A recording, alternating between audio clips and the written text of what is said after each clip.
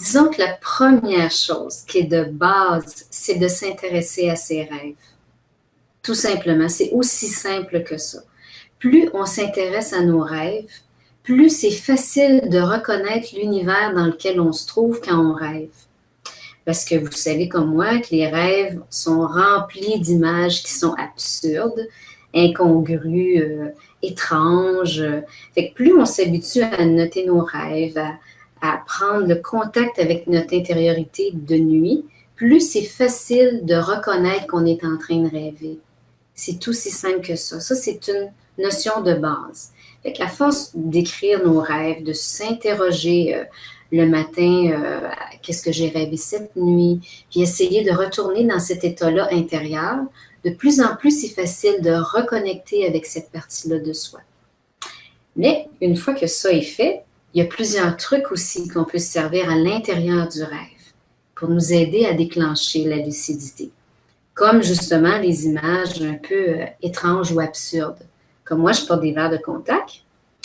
Alors, il m'arrive durant un rêve de venir pour mettre mes verres de contact, mais ils sont grands comme une orange.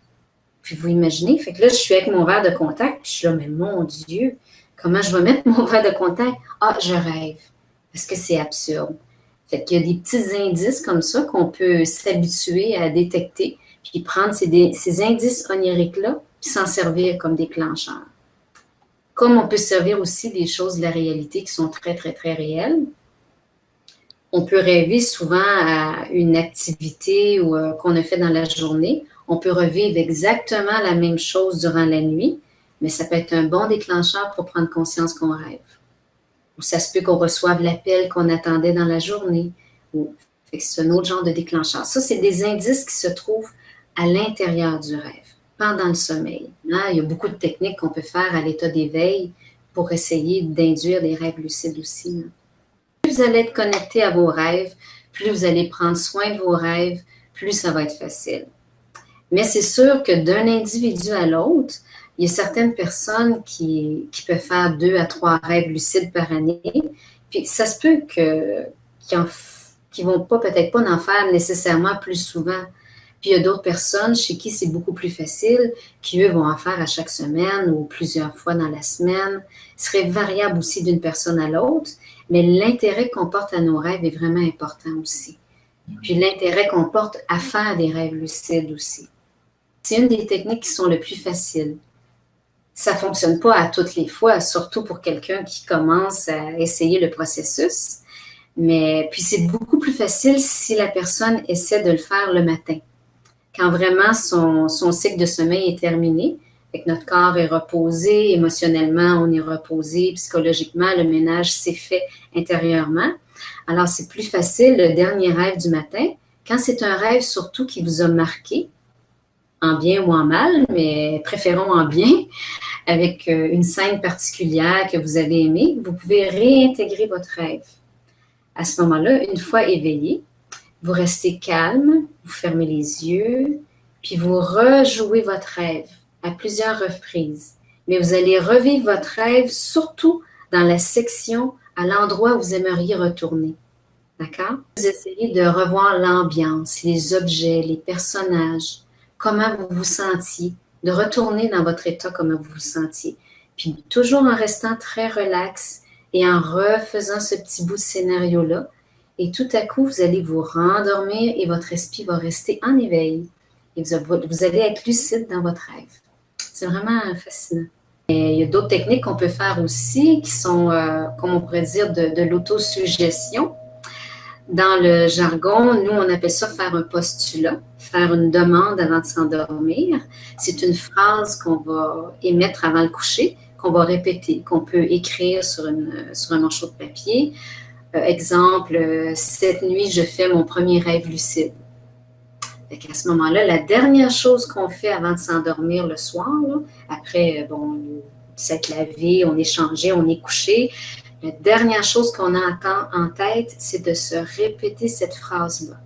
Exemple, cette nuit, je fais mon premier rêve lucide. 2, 3 fois. Et on se laisse endormir sur cette phrase-là. Fait que veut pas, c'est un peu de l'autosuggestion, fait que ça va travailler dans notre inconscient et ça va nous aider, un autre truc pour déclencher la lucidité.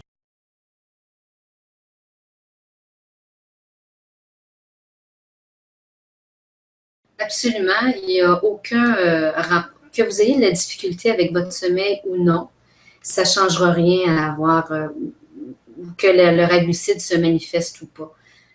On peut être très malade, avoir un gros rhume puis faire des rêves lucides. On peut être en pleine santé puis faire un rêve lucide. C'est drôle, mais cet aspect-là ne touche pas nécessairement le rêve. C'est vrai, même je dirais que si tu as plus de difficultés à t'endormir ou si tu as des éveils souvent durant la nuit, ça va être plus facile même d'essayer d'intégrer un rêve que tu viens de terminer et essayer de retourner dans ton rêve et de devenir lucide. C'est même un atout.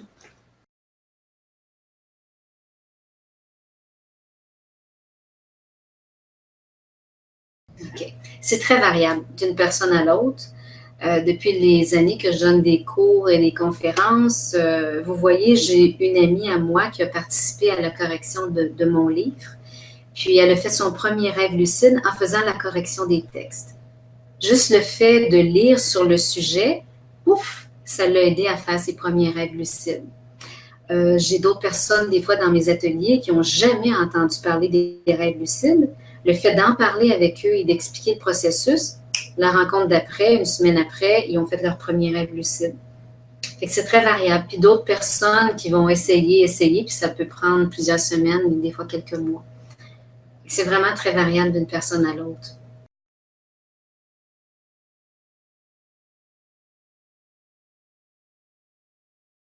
C'est impossible. Tu sais, la chose la plus grave qui peut nous arriver, c'est ou de tomber dans un rêve régulier, ce qui est à dire de perdre la lucidité, ou de s'éveiller.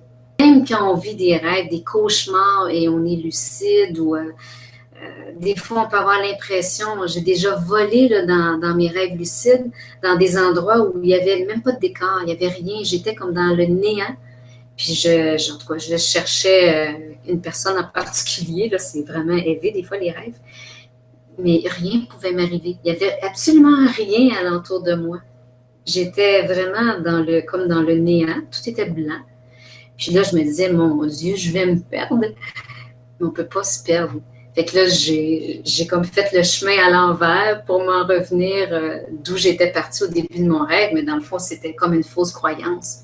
Puis je me suis réveillée par la suite, là, parce qu'il ne peut rien nous arriver. On peut simplement dire je réintègre mon corps ou je me réveille, puis on va se réveiller instantanément.